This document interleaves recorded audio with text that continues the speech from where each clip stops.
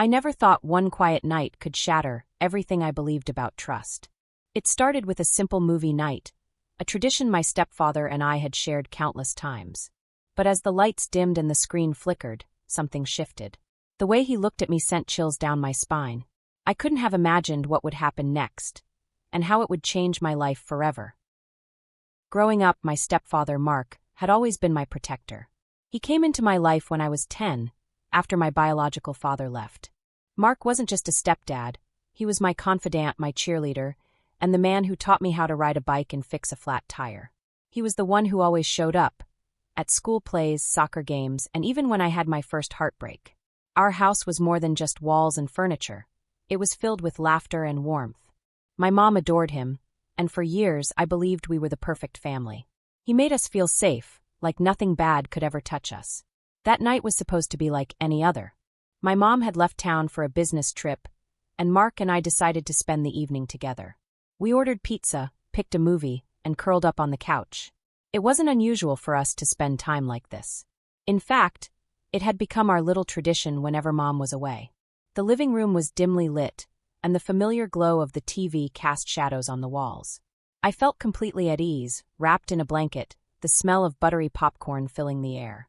Mark laughed at the jokes on the screen, and I laughed too, until something changed. At first, it was subtle.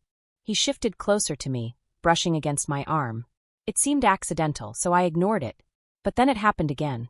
This time, his hand lingered on my knee for just a second too long. I froze, unsure of what to do. My heart raced, but I told myself I was overthinking it. After all, this was Mark, the man who had raised me. The man who had always been there. But as the movie played on, the air grew heavier. My laughter faded, replaced by an uneasy silence. I tried to convince myself I was imagining it, but I couldn't ignore the way his eyes lingered on me. It was a look I had never seen before, one that made my stomach twist in ways I didn't understand. That night, the man I trusted most began to feel like a stranger. I kept telling myself it was nothing, just my imagination playing tricks on me. But the uneasy feeling wouldn't go away. Mark's gaze lingered longer than usual, and when he laughed at something on the screen, his hand brushed against mine again. This time, he didn't pull away. Instead, his fingers rested there, light, almost casual, but it felt deliberate. My pulse quickened, and I swallowed hard, trying to focus on the movie. But I couldn't. Every movement, every glance felt charged with something I couldn't explain. Was I imagining it? Or had something shifted between us? I didn't want to believe it. Mark had always been like a father to me, kind, protective, safe. But now, as I sat there frozen under his touch, I felt anything but safe. I shifted slightly, pulling my hand away and pretending to adjust the blanket. I told myself it was fine, that it was all in my head. But when I looked up, he was already watching me, his eyes soft but intense, like he was searching for something. "Everything okay?" he asked, his voice low. I forced a smile. "Yeah, just tired, I guess." But he didn't look convinced. As the movie continued, I felt his eyes on me more than the screen. My stomach churned, and I fought the urge to get up and leave the room. I didn't want to make it awkward. I didn't want to overreact. But my body was screaming at me to run. Then it happened again. I reached for the popcorn, and his hand brushed against mine, this time intentionally. He didn't pull away. Instead, his fingers lightly traced mine before he finally let go. I couldn't breathe. "Sorry," he said, but his voice didn't sound sorry. It sounded deliberate. I laughed nervously, pretending not to notice. But my heart was pounding, and my palms were damp. I wanted to leave, but I didn't know how to excuse myself without making it obvious. I told myself I was being dramatic, that Mark would never cross that line. But deep down, I knew something wasn't right. Later that night, when I finally escaped to my bedroom, I locked the door. My hands were trembling as I leaned against it, my mind racing. What had just happened? I replayed every moment in my head. The lingering looks, the accidental touches that didn't feel so accidental, the way his voice had softened when he spoke to me. Was I imagining it? Or was there something darker beneath the surface? I didn't know what scared me more, the possibility that I was wrong, or the fear that I was right. I told myself to forget about it, to pretend it hadn't happened. Maybe I had overreacted. Maybe Mark didn't mean anything by it. But the more I tried to push it out of my mind, the more it lingered. The next morning, I avoided him. I stayed in my room longer than usual, pretending to be busy with homework. But I couldn't avoid him forever. By lunchtime, he knocked on my door. "You okay?" he asked, leaning against the frame. I nodded quickly. "Yeah, just tired." He smiled, but it didn't feel the same as before. "Come eat. I made pancakes." I forced myself to join him in the kitchen. He was cheerful, like nothing had happened. Maybe I had imagined it after all. But then, as he passed me a plate, his fingers brushed mine again, just like the night before. And this time I didn't pull away. I don't know why. Maybe I wanted to prove to myself that it meant nothing. Or maybe a part of me liked the attention. But that small moment set off something I couldn't stop. Over the next few days, Mark's touches grew bolder. Small, fleeting moments that seemed harmless at first. A hand on my lower back as he walked past me. A brush of his fingers against my arm as he handed me the remote. Each time my breath caught, but I didn't say anything. I should have. One evening, we were sitting on the couch again, watching another movie. This time he sat closer. Too close. Our legs touched, and he didn't move away. My heart was racing, but I didn't know if it was fear or excitement. When he reached out and tucked a strand of hair behind my ear, I froze. "You're so beautiful," he whispered. I wanted to pull away to tell him to stop. But I didn't. Instead, I just sat there, my skin burning under his touch. And then it happened. His hand slid to my knee, and before I could think, his lips were on mine. Soft. Testing. Every alarm in my head went off, but my body didn't move. I let it happen. I let him kiss me. And the worst part? I kissed him back. It was like something had snapped inside me. All the fear and confusion I had felt melted away, replaced by something else. Something I didn't understand but couldn't resist. When he pulled away, his eyes searched mine. "Do you want me to stop?" he asked. I should have said yes. But I didn't. Instead, I shook my head, and that small movement changed everything. He leaned in again, and this time it wasn't hesitant. His hands found my waist, pulling me closer. My mind screamed at me to stop, to push him away, but my body refused to listen. The rest of the night blurred into moments I can barely piece together. Touches, whispers, stolen breaths. It was wrong. I knew it was wrong. But I couldn't stop. Afterward, I locked myself in my room, staring at my reflection in the mirror. My lips were swollen, my skin flushed. And all I could think was, what have I done? But the next night it happened again. And the night after that. Each time, I promised myself it would be the last. But each time, I found myself drawn back to him. The guilt was suffocating, but so was the pull I felt whenever he was near. I started avoiding my mom's calls, terrified she would hear the guilt in my voice. I stopped hanging out with my friends, afraid they would see right through me. I felt trapped, in my own body, my own mind. Mark never forced me. He never pushed. But his presence was magnetic, and I couldn't resist it. I knew it couldn't last. I knew we were spiraling toward something dangerous, something that could destroy everything. But I didn't know how to stop. It was late, past midnight. The house was silent except for the faint hum of the refrigerator and the ticking of the kitchen clock. I was in Mark's room again, my heart racing as his arms wrapped around me. Everything felt heavier that night. The guilt, the fear, the thrill. I wanted to stop, I told myself I would, but the second his lips brushed against mine, all my resolve disappeared. But then, the sound of the front door unlocking snapped me back to reality. My mom was home. Panic flooded my body as I pushed Mark away. "She's back," I hissed, scrambling to fix my clothes and smooth my hair. Mark's face paled. "Go to your room. Now." I didn't hesitate. I bolted down the hall, my feet barely making a sound on the carpet. My hands trembled as I shut my bedroom door and locked it, pressing my back against it as if that could protect me from what might happen next. I could hear my mom's voice, cheerful and unsuspecting, as she greeted Mark. "How was everything?" she asked. "Good," he replied, his voice too steady. "She's asleep already." I squeezed my eyes shut, my chest heaving. Would she notice? Would she sense something was wrong? For the next hour, I sat on my bed, straining to hear every word they exchanged. But everything sounded normal. Too normal. And then I heard footsteps. My stomach dropped when my mom knocked on my door. "Sweetheart? You awake?" I froze. I didn't know what to say. If I ignored her, she'd know something was wrong. But if I opened the door, I wasn't sure I could keep it together. "Yeah," I finally called out, my voice shaky. She opened the door and peeked in. "I just wanted to check on you. Everything okay?" I forced a smile. "Yeah, just tired." She frowned, stepping closer. "You look flushed. Are you feeling sick?" "No, I'm fine," I said quickly. "Really?" Her eyes lingered on me for a moment, but then she nodded. "All right. Get some sleep. I missed you. I missed you too, I whispered. When she closed the door, I collapsed onto my bed, my whole body trembling. But the relief didn't last. Over the next few days, my mom started noticing things. How quiet I'd become, how I avoided Mark whenever she was around. She asked questions, but I brushed them off. Then it happened. I came home from school one afternoon to find her sitting at the kitchen table, her face pale, her hands trembling. "Sit down," she said, her voice sharp. I froze. "What's wrong?" "Sit down." I obeyed, my heart pounding so loud I could barely hear her next words. "Why is there lingerie in Mark's closet?" My breath caught. She slammed the lace bra onto the table. "This isn't mine." "So whose is it?" I opened my mouth, but no words came out.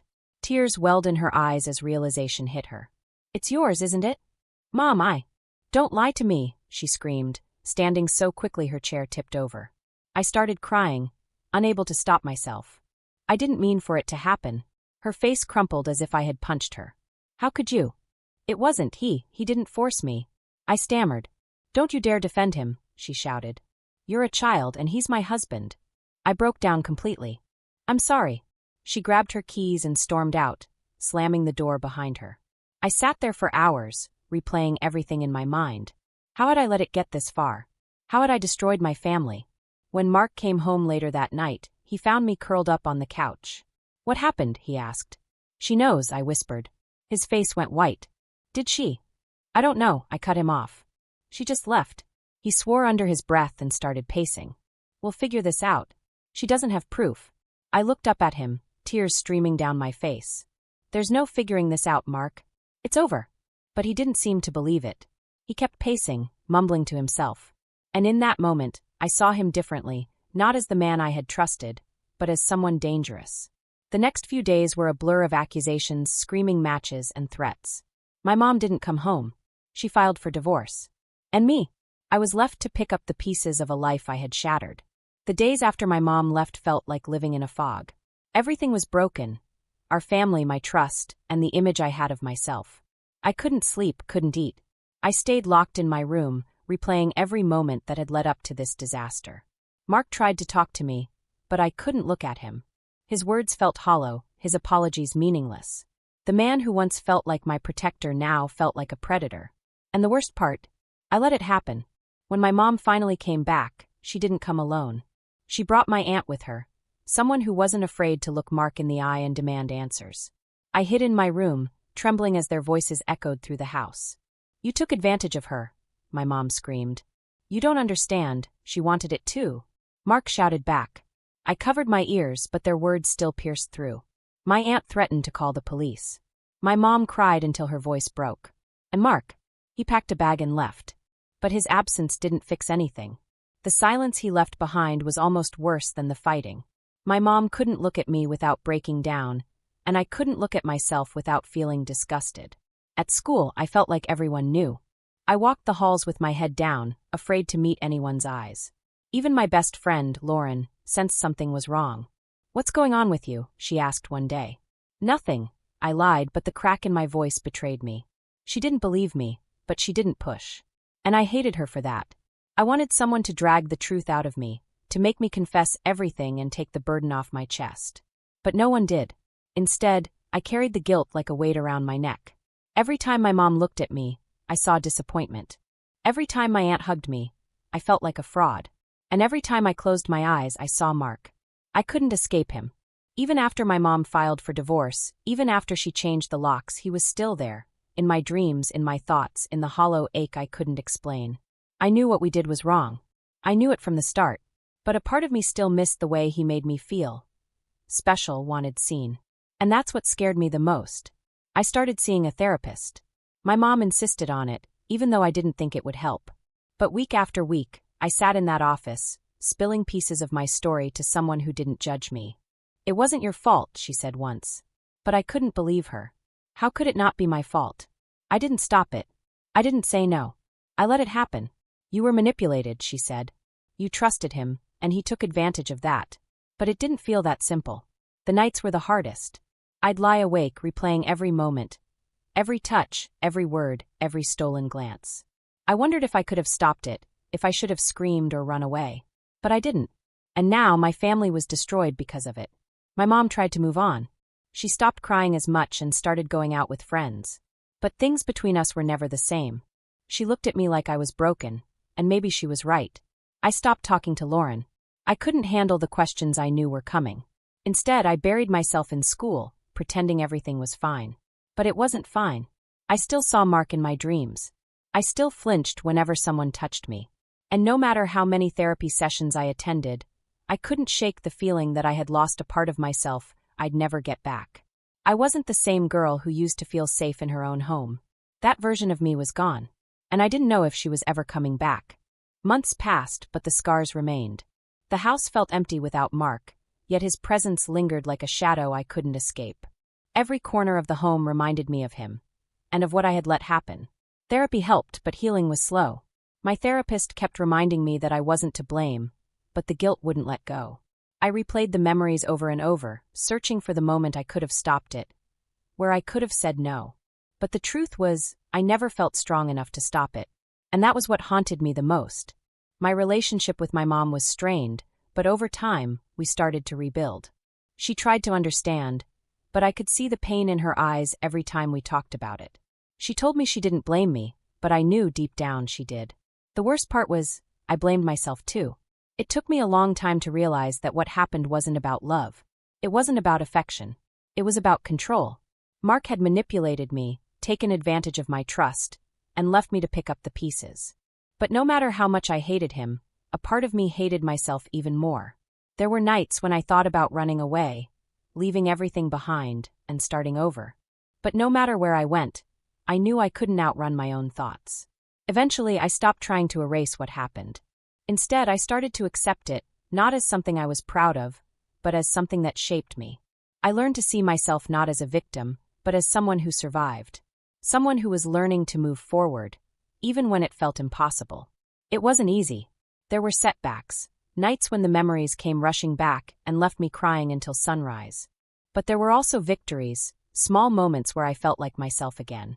I started journaling, pouring out my feelings onto paper instead of keeping them bottled up. I reconnected with Lauren, who never judged me, even when I finally told her the truth. And I forgave myself. It didn't happen overnight. But little by little, I began to let go of the shame. Mark didn't win. He didn't get to define me or my future. What happened changed me, but it didn't destroy me. I'm sharing my story now because I know I'm not the only one. I know there are others out there who feel trapped, ashamed, and alone. But you're not alone. And no matter what happened, it wasn't your fault. We can't change the past, but we can decide how it shapes us. For me, it's a reminder that trust is precious. And once it's broken, it's nearly impossible to rebuild. But it's also a reminder that we are stronger than we think. And sometimes surviving is the bravest thing we can do. If you've ever faced a situation where trust was shattered, how did you cope? Share your thoughts in the comments. I'd love to hear your perspective. And if this story resonated with you, please like, subscribe, and hit the notification bell for more real-life stories that challenge, inspire, and provoke thought. Stay tuned. Our next story might just leave you speechless. You won't want to miss it.